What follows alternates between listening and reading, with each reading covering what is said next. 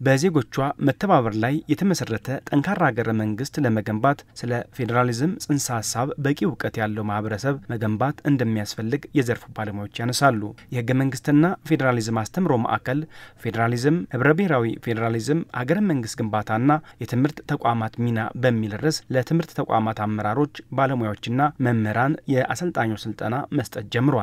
የትምህርት ተቋማትና ባለሙያዎች በፌዴራሊዝም ጽንሰ ሐሳብና ሀገረ መንግስት ግንባታ ላይ በቂ ግንዛቤ ያለው ዜጋ በማነጽ የላቀ ሚና መጫወት እንዳለባቸው የህገ መንግስትና ፌዴራሊዝም አስተምሮ ማዕከል ዋና ዳይሬክተር ዶክተር ኃይለ ኢየሱስ ታዬ ተናግረዋል። እኛ ሀገር አንዱ ትልቁ ችግር ያው ተከታታይነት ያለው የሀገረ መንግስት ግንባታ ሆነ የፌዴራል ስርዓት ግንባታ ስለማይካሄድ ነው።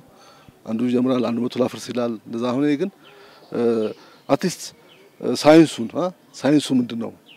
በዓለም ላይ ያለው ተሞክሮ ምን ይመስላል?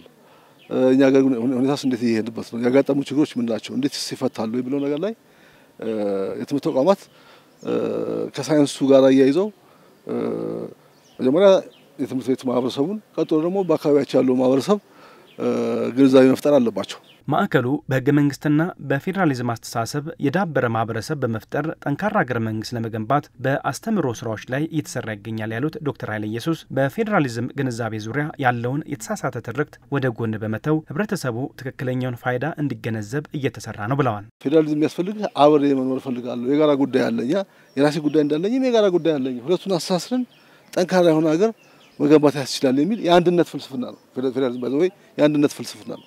የሌላ አይነት ፍልስፍና አይደለም። አንድነት ግን ዝም ብሎ አንድነት ሳይሆን ሁሉንም ያካተተ አንድነት፣ ሀገር የሚመስል አንድነት ነው። ያው እኛ ሀገር እንደምታውቁት በተፈጥሮ ብዝሃነት ያለባት ሀገር ናት። ይሄንን የካነት ድና መካድ አይቻልም። ያን ከደ የትም አደርስማ። ያ ካለ እንግዲህ ያንን እንዴት አድርጌ አብሬ የሁሉም መብት አንጻራዊ በሆነ መልኩ እኩል ተከብሮ የሁሉ ፍላጎት አንጻራዊ በሆነ መልኩ እኩል እየተከበረለት አብሮ ትልቅ ሀገር እንዴት እንገነባ የሚለው ነው የሚያሳስበና ይሄ ለማድረግ ደግሞ በዛ በሀገረ መንግስት ግንባታና በህብራዊ ፌዴራል ስርዓት ዙሪያ መስራት አለብን። ብዙ ጠንካራ ሀገረ መንግስት ለመገንባት ትውልዱ የፌዴራሊዝም ጽንሰ ሐሳብ ላይ የነቃ ግንዛቤና ተሳትፎ እንዲኖረው የሚጠበቅባቸውን ድርሻ እንደሚወጡ በስልጠናው የተሳተፉ የትምህርት አመራሮችና ባለሙያዎች ተናግረዋል። ስለ ፌዴራሊዝም ጥቅሙን ማስረዳት ከፍተኛ የሆነ ክፍተት እንዳለ ያሳያል። ያን ስል በትምህርት ቤቶች በመምህራን፣ በተማሪዎች፣ በማህበረሰቡ ዘንድ ተቀባይነት እንዲኖረው ምናልባት የትምህርት ስርዓቱ ላይ ይህ ነገር ማስተካከያ ተደርጎ ትውልዱ እስከ መጨረሻው ድረስ የሚማር እስከ ዩኒቨርሲቲ ድረስ የሚማርበት ሚንስ ቢፈጠር ጥሩ ነው። በተለይ ከፌዴራሊዝም ከሀገር ግንባታ ወይም የፌዴራሊዝም ስርዓትን ከማስረጽ አኳያ ትምህርት ቤቶች የራሳቸውን ድርሻ ይወስዳሉ።